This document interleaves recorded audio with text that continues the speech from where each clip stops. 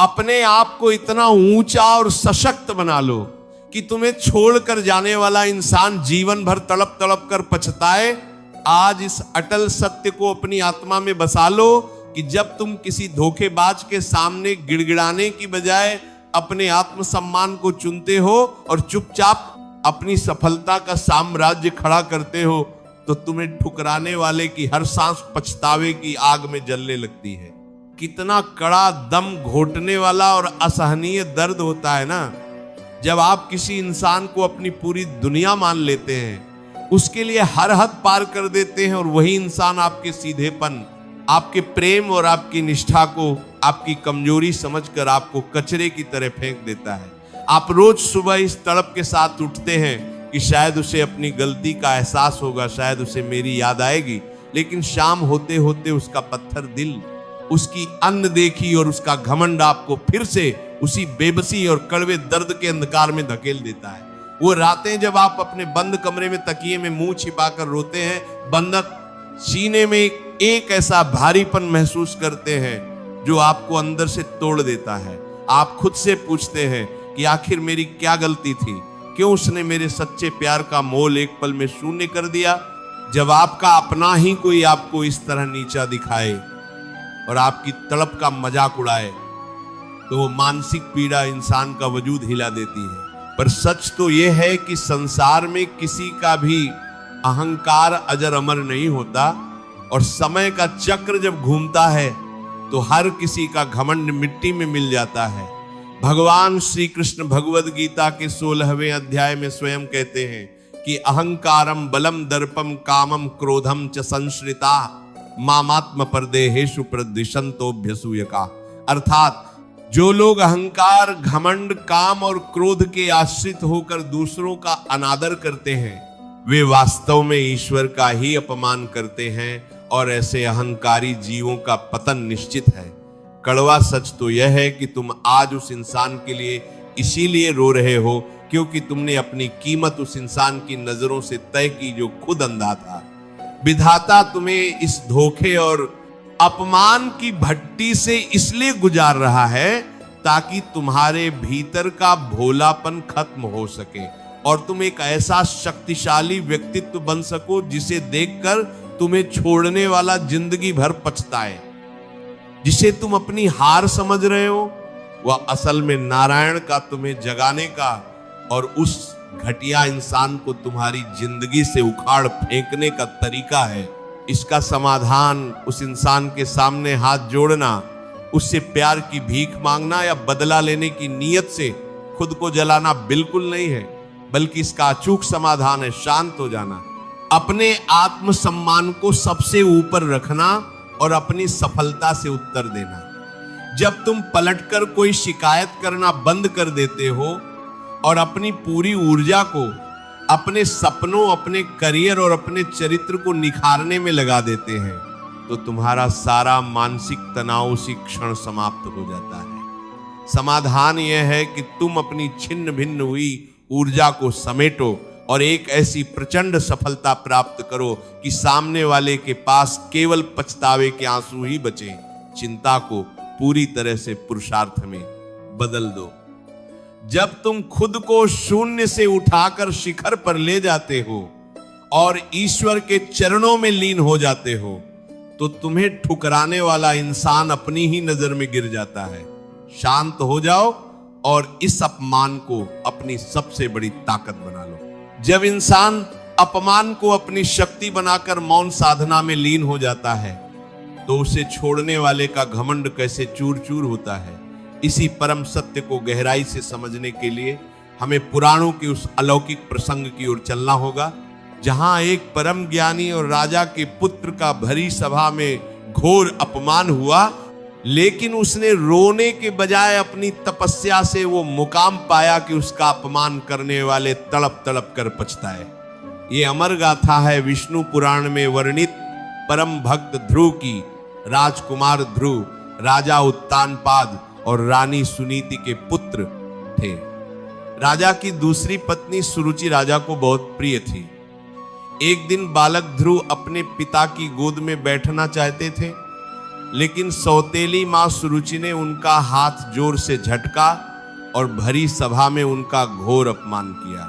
सुरुचि ने कड़वे शब्द बोलते हुए कहा, हे ध्रुव, तुम राजा की गोद में बैठने के योग्य नहीं हो।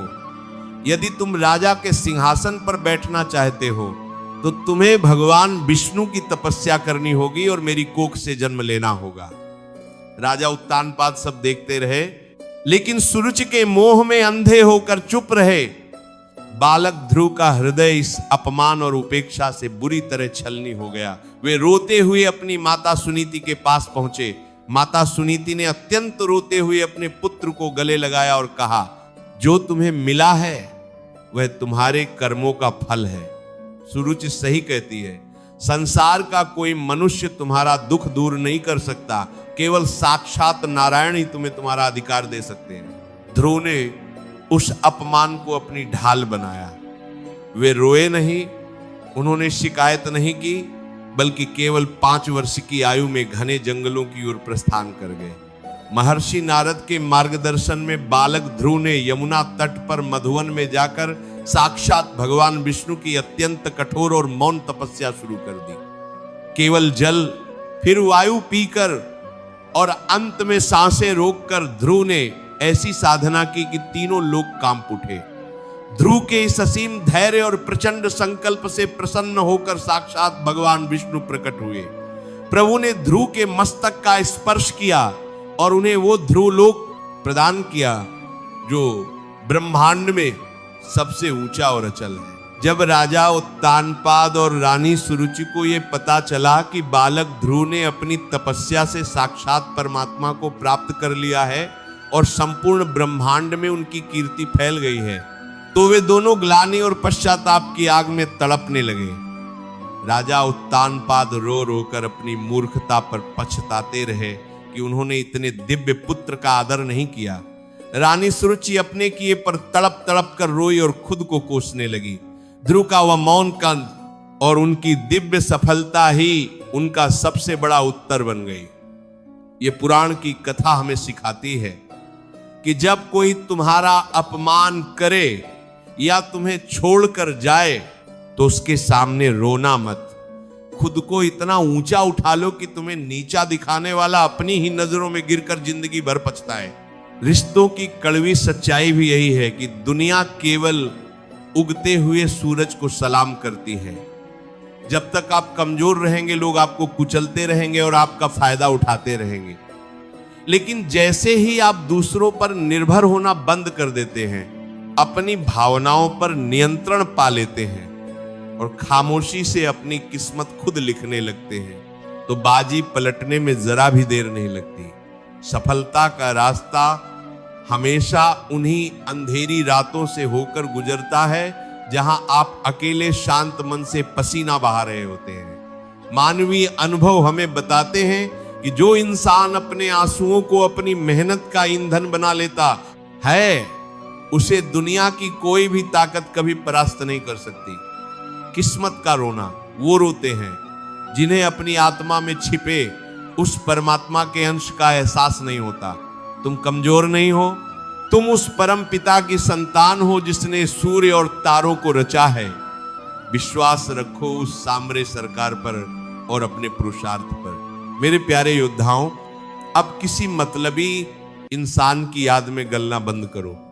ये समय अपनी खुशियां किसी और के हाथों में सौंपने का नहीं, बल्कि खुद को इतना काबिल बनाने का है कि दुनिया तुम्हें देखने को तरस जाए। तुम कोई साधारण इंसान नहीं हो, तुम तो वो चिराग हो जो घने कोहरे में भी अपना रास्ता खुद बना सकता है। चिंता मत करो, क्योंकि तुम्हारी हर एक रात की खामोश तड़प और तुम्हारा हर एक आंसू उस सामरे की नजर में है। वह सही समय पर तुम्हें वो सफलता देगा जिसकी दुनिया मिसाल देगी। अपनी नीयत को साफ रखो, अपने चरित्र को बेदाग रखो और अपने मार्ग पर अडिग रहो। जीत तुम्हारी ही होगी, क्योंकि तुम्हारा सारथी स्वयं द्वारकाधीश है। भरोसा रखो, जो होता है हमेशा अच्छे के लिए ही होता है। आज का ये अकेलापन कल की तुम्हारी सबसे बड़ी मजबूती बनने जा रहा है। अपनी कहानी को खुद लिखो, आंसुओं से नहीं, बल्कि अपने निरंतर पुरुषार्थ और अडिग विश्वास से श्री कृष्ण की शिक्षाओं को अपना कवच बनाओ और इस कर्म पथ पर निडर होकर आगे बढ़ चलो। मंजिल तुम्हें पुकार रही है, बस तुम्हें चुपचाप अपने काम में लगना है। सब ठीक हो जाएगा, बस तुम मुस्कुराकर आगे बढ़ो। तुम विजेता हो और विजेता कभी परिस्थितियों का रोना नहीं रोते। अगर आज की इन बातों ने आपकी सोई हुई आत्मा को झकझोर दिया है, अगर आपको महसूस हुआ है कि वाकई आपको अब किसी धोखेबाज के सामने रोने की जरूरत नहीं है, बल्कि अपनी सफलता से उसे सही जवाब देना है, तो इस प्रचंड शक्ति को अपने रोम रोम में महसूस करो। तुम अकेले नहीं हो। तुम्हारे हर मौन संघर्ष, हर आंसू और हर सच्ची प्रार्थना के साक्षी साक्षात नारायण हैं। अपनी आंखें बंद करो और उस परम शांति को अपने भीतर महसूस करो। तुम हर परिस्थिति और सांसारिक शोर से कहीं ज्यादा ऊंचे और महान हो। सब कुछ छोड़कर शांत हो जाओ। विधाता सब अपने आप ठीक कर देगा। विश्वास रखो, तुम्हारा आने वाला कल तुम्हारी कल्पना से कहीं ज्यादा भव्य, सफल और आनंदमय होने वाला है। बस खुद पर से और उस बनाने वाले पर से कभी यकीन मत खोना। अपनी उस आंतरिक दिव्यता को पहचानो और एक नई उम्मीद के साथ अपने लक्ष्य की ओर बढ़ चलो। मेरे प्यारे साथियों, आज की ये प्रेरणा केवल सुनने के लिए नहीं है, बल्कि इसे अपने जीवन में ढालने के लिए है।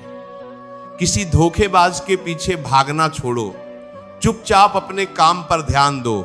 खुद के भीतर की शक्ति को पहचानो और देखो कैसे तुम्हारी पूरी दुनिया बदल जाती है। अगर आपको आज के इस सत्संग से नई हिम्मत मिली है, तो इस सकारात्मक ऊर्जा को हर उस दिल तक पहुंचाएं जो आज अपना आत्मसम्मान खो चुका है। अपनी भावनाओं को साझा करने के लिए और खुद से ये अटूट वादा करने के लिए कि हाँ प्रभु, मैं अब रोऊंगा नहीं, बल्कि अपनी सफलता से दुनिया को उत्तर दूंगा। कमेंट में राधे राधे लिखें, सब्सक्राइब करें और अंत में राधे राधे जय।